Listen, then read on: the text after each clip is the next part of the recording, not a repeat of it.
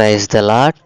ఈరోజు దేవుని వాగ్దానము మత్తయి సువార్త 5వ అధ్యాయము 6వ వాక్యం. నీతి కొరకు ఆకలి దప్పులు గలవారు ధన్యులు, వారు తృప్తిపరచబడుదురు. ఆమేన్.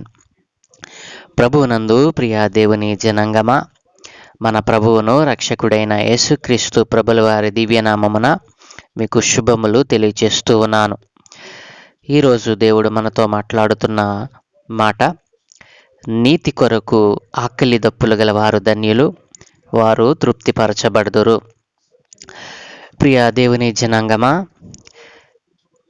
ఈ మాటలో మనం ధ్యానం చేసినట్లయితే, నీతి కొరకు ఎవరైతే ఆకలి దప్పులు గలవారు ఉంటారో, నీతి కొరకు ఎవరైతే పాటుపడతారో వారు తృప్తిపరచబడతారు అని దేవుడు తన ప్రసంగంలో తెలియచేశారు. యేసుక్రీస్తు ప్రభుల వారు కొండ మీద మొదటి ప్రసంగమును చేస్తూ చెప్పబడినటువంటి ధన్యతలలో 4వ ధన్యత ఈ ధన్యత. నీతి కొరకు ఆకలి దప్పులు గలవారు అని అంటే అర్థం ఏమిటండి? ఈ రోజున మనం ఆలోచన చేసినట్లయితే, ఈ లోకంలో ఉన్నటువంటి ప్రజలు, ఈ లోకంలో జీవిస్తూ ఉన్నటువంటి మనుష్యులు ఎంతవరకు దేవుని యొక్క మాటలను కానీ, దేవుని యొక్క మార్గాలను కానీ అనుసరించాలని ఆశపడతలేదండి. వారు తమకు కావలసినటువంటి ఆహారం కోసమైనా, తమకు అవసరమైనటువంటి ధనం కోసం, ఈ లోకములో తాము జీవించుటకు, మనుగడ కొరకు కావలసినటువంటి దేనికోసమైనా వారు నీతి కలిగి ప్రవర్తించట్లేదండి. ఎంత చెప్పినా, ఎన్ని మారులు గద్దించినా లోబడకుండా అనీతిమంతులుగా మిగిలిపోతూ ఉన్నారు. ఒకరిని ఒకరు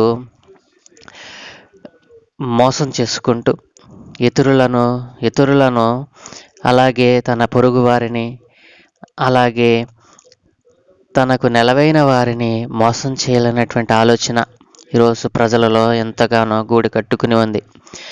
ఇది కేవలము అపవాది చేత వారు పట్టబడట చేతనే. కాబట్టి దేవుడు అంటున్నారు కదా, నీతి కలిగి బ్రతకండి నాయన, నీతి కలిగి ప్రవర్తించినట్లయితే నేను మీకు సమృద్ధిగా దయచేస్తానంటున్నాడు. కానీ ఈ లోకంలో ఉన్నటువంటి జనులు ఏం చేస్తున్నారంటే, వారి ఎదుగుదల కోసం,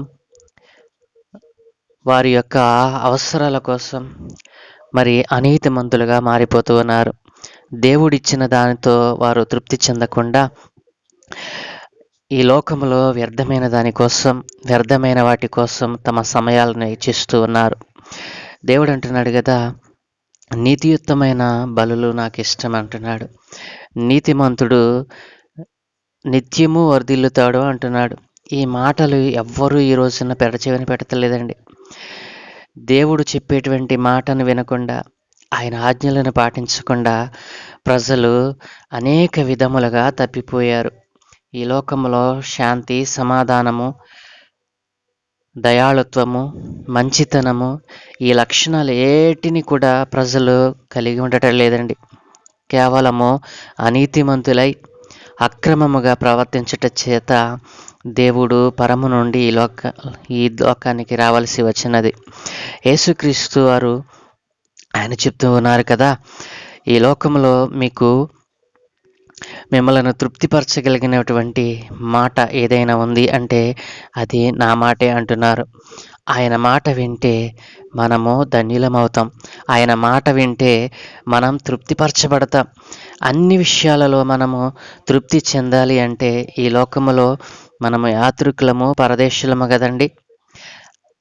ఈ విషయాన్ని గ్రహించకుండా మనిషి అల్పమైనటువంటి సుఖభోగముల కోసం, అల్పమైనటువంటి ఈ లోక యాత్రను మనం ముగించవలసి అన్నదని మనం గుర్తించకుండా మనిషి ఒకరిని ఒకరు మోసం చేసుకుంటూ, ఒకరిని ఒకరు మరి నాశనం చేసుకుంటూ ఈ లోకంలో బ్రతుకుతూ ఉన్నారండి. అలాంటి వారి కొరకే దేవుడు ఈ లోకానికి వచ్చారు. ఆయన తన రక్షణను మనకు అనుగ్రహిస్తాను అంటున్నారు. దేవుడు అంటున్నారు కదా, క్షయమైనటువంటి ఆహారం కొరకు కష్టపడకండి, నిత్య జీవము కలుగు చేసేటువంటి అక్షయమైన ఆహారం కొరకే కష్టపడండి అంటున్నాడు దేవుడు. కాబట్టి నా ప్రియ దేవుని జనాంగమా, క్షయమైపోయేటువంటి ఆహారం కొరకు నీవు ఎంతకాలం కష్టపడతావు? క్షయమైపోయేటువంటి, ఇంతలో కనబడి అంతలో మాయమైపోయేటువంటి ఆ వ్యర్థమైన ఆహారం కోసం, ఆ ధనం కోసం ఎందుకు నీవు కష్టపడతావు? దేవుడు అంటున్నాడు కదా, నిత్య జీవము చేసేటువంటి అక్షయమైన ఆహారం కొరకే కష్టపడండి. అది నిత్య జీవమును మనకు దయచేస్తుందండి. అల్పమైన సుఖభోగముల కోసం ఇతరులను మోసం చేసేటువంటి మనస్సు నీవు కలిగి ఉన్నావా? ఈరోజు దేవుడు నీతో మాట్లాడుతూ ఉన్నాడు. నిత్య జీవం నీకు కావాలా? అదిగో దేవుడు నీకు ఉచితంగా దయచేస్తాను అంటున్నాడు. కాబట్టి నా ప్రియ దేవుని జనాంగమా, కొండ మీద ప్రసంగము ద్వారా దేవుడు మొదటి ప్రసంగము చేస్తూ నిన్ను పిలుస్తూ ఉన్నాడు. నీతి కొరకు నీవు ఆశ కలిగి ఉన్నావా? నీతి కొరకు నీవు ఆకలి కలిగి ఉన్నావా? అలాంటి వారిని దేవుడు పిలుస్తూ ఉన్నాడు ఈరోజు. క్షయమైపోయేటువంటి ఆహారం కోసం కష్టపడకు కానీ నిత్య జీవము కలుగచేయు అక్షయమైన ఆహారము కొరకి కష్టపడమని దేవుడు సెలవిస్తూ ఉన్నాడు. కాబట్టి మనుష్య కుమారుడు అయినటువంటి యేసుక్రీస్తు ప్రభులు వారు ఈరోజే దానిని నీకు ఇస్తాను అంటున్నాడు. ఇందుకై తండ్రి అయిన దేవుడు ఆయనని లోకానికి పంపాడండి. యోహాను సువార్త 6:27లో ఈ మాటలు మనకు చెప్పబడ్డాయి.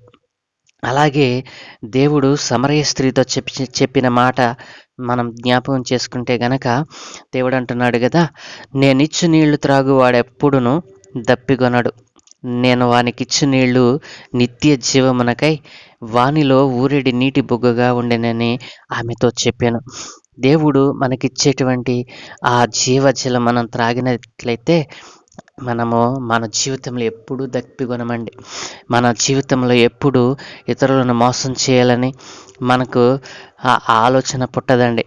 ఎందుకంటే ఆ నీళ్లు మనకు నిత్య జీవాన్ని, నిత్యము ఉబుకుచుండు నీటి ఊటగా ఉంటుందని దేవుడు వాగ్దానం చేస్తూ ఉన్నాడు.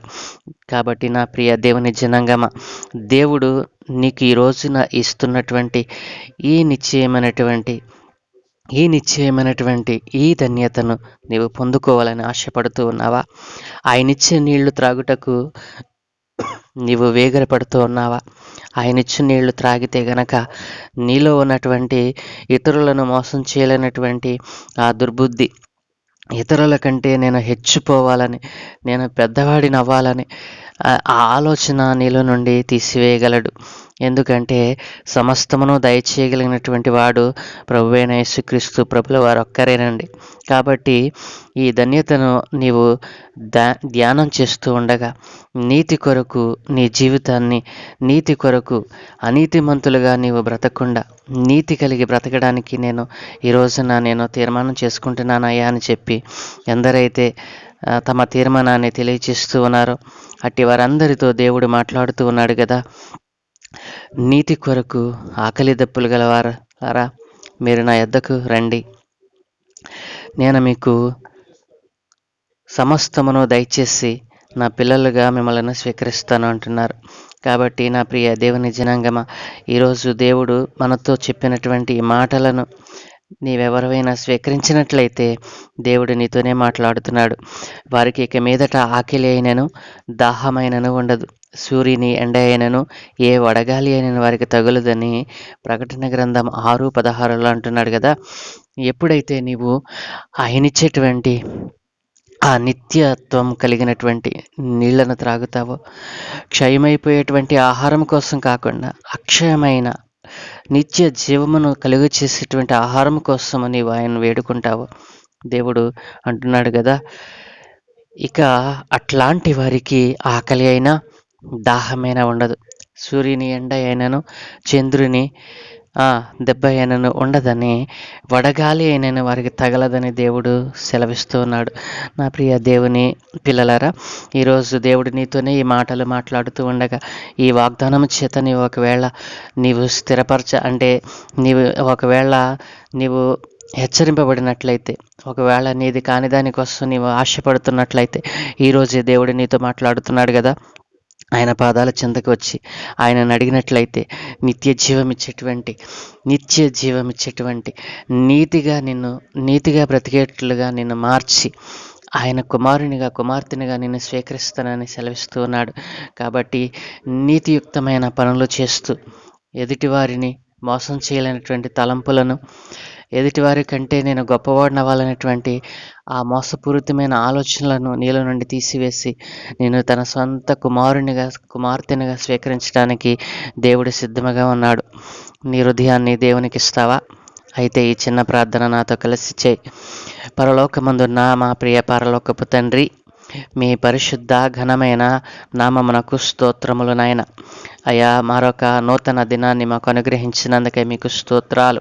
ఇదిగో కొండ మీద మీరు చేసిన ప్రసంగంలో అయ్యా 4వ ధన్యతగా ఈరోజు మేము ధ్యానం చేసాము నాయన. ఇదిగో తండ్రి, నీతి కొరకు ఎవరైతే ఆకలి దప్పులు కలిగి ఉన్నారో వారిని తృప్తిపరుస్తానని నీవు సెలవిచ్చావు నాయన. ఇదిగో నాయన, ఇంతవరకు నాయన మేము వ్యర్థమైన జీవితాన్ని జీవించి ఈ లోకంలోనైనా ఎదుటివారి కంటే మేము గొప్పవాళ్ళవాలని మీరు మాకు ఇచ్చిన దానితో మేము తృప్తి చెందకుండా నాయన, అయా అజ్ఞానముగా అక్రమముగా మేము తలంచి చేసిన దోషములను దయతో క్షమించండి. అయా, ఎదుటివారి కంటే నేను గొప్పవాడినవ్వాలని అయా అనేకమైనటువంటి అడ్డదారులు ఇంతవరకు నేను తొక్కి ఉన్నాను నాయన. అయా, నా ఆత్మను ఆర్పివేసుకొని ఉన్నాను.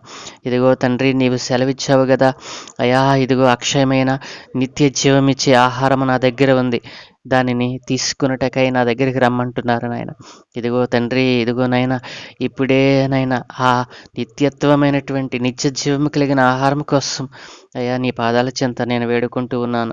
అయా, దాన్ని నాకు దయచేసి అయా నీ జీవజలము నాకు త్రాగనిచ్చి నిత్యము ఉబుకుచుండే జీవపు ఓటగా నేను మారటానికి సహాయం దయచేయమని. ఇదిగో నీ పిల్లలు ఎందరైతేనైనా నీ నామము నెరిగిన వారు నైనా ఈ వాగ్దానమును వింటూ ఉన్నారో వారి జీవితంలోనైనా నిజ దేవుడవు నీవేనని, అయా ఇదిగో తండ్రి సజీవుడవైన దేవుడవు నీవేనని, ఇదిగో మా కొరకు నీ ప్రాణమును పెట్టినవాడవు నీవేనని అయా ఇదిగోనైనా ఈ రోజున వారు అంగీకరిస్తూ ఉండగా అయా వారు తెలుసుకొని నీ నామాన్ని అంగీకరించి వారి హృదయంలో ఉన్నటువంటి ప్రతి దోషమును తీసివేసుకుని అయా నీ పిల్లలుగా అయా ఇదిగో బ్రతకడానికి ఈరోజు తీర్మానం చేస్తూ ఉండగా మీరు వారిని దీవించమని, వారి ఆత్మలను రక్షించమని, వారికి కలిగిన సమృద్ధిని అయా సమస్తమును దీవించమని అడుగుచూ ఉన్నాను. ఈరోజు పెళ్లి రోజు, పుట్టినరోజు జరుపుకుంటున్న బిడ్డలందరినీ మీరు దీవించండి నాయన.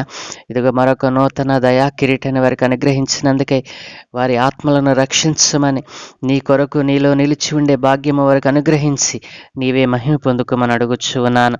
ఇదిగో తండ్రి, మాకు కావలసినటువంటి అనుదిన ఆహారం మాకు అనుగ్రహిస్తున్నందుకే మీకు స్తుతులు చెల్లిస్తూ ఈ వాగ్దానమును నాయన విన్నటువంటి నీ ప్రియ బిడ్డలు నాయన వారి వద్దే ఉంచుకొనకుండా ఆశీర్వాదాలను ఇతరులకు పంచిపెట్టేటువంటి ఆలోచన నీ స్వార్థ పనిలో వారిని ఒక పనిముట్లుగా వాడబడటానికి సహాయం దయచేయమని ఈ వాక్యమును అనేక మందికి షేర్ చేసి అయా వారిని కూడా ధన్యులుగా మార్చేటువంటి బాధ్యత వారు తీసుకునే భాగ్యం అనుగ్రహించమని, ఈ దినము మొదలు నైనా ఆది నుండి అంతము వరకు నీవే కాచి కాపాడి దీవించమని యేసు నామములో అడుగుచున్నాము తండ్రి.